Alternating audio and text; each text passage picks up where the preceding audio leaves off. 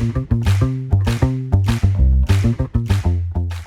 here's an interesting horse. This is Macduff.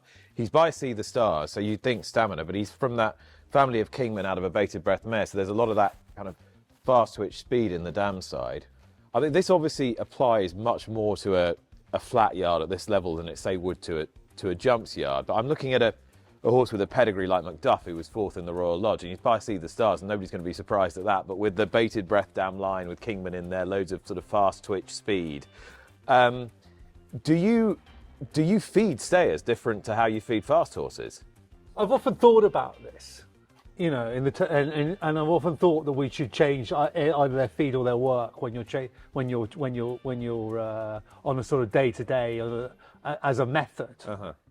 No, funny enough, we don't. Because if it was would a 100 exactly. meter runner would vault differently to how a 1500 meter runner exactly would. And I have tried. We have tinkered away, you know, particularly with sprinters, training them slightly differently.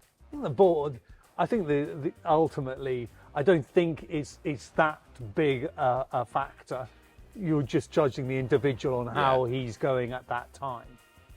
Because or she. Yeah, and I guess they develop their own muscle mass according to their skeletal shape anyway. Exactly.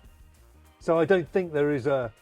We used to do with the stairs. We used to train. We have a sort of slightly flat mile gallop here, or weather, and we used to do quite a lot on that with the stairs. And I've actually drifted away from doing that in recent years because I don't think there's a correlation in performance. Interesting. And what this horse, is he going to be a good horse this year? I hope so.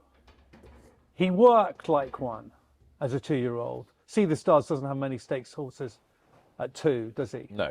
And, you know, he perhaps a little bit green on his second start when he was second in the Ascendant, and then ran well in the Royal Lodge, looking like a horse for all the world who wanted a mile and a quarter by then.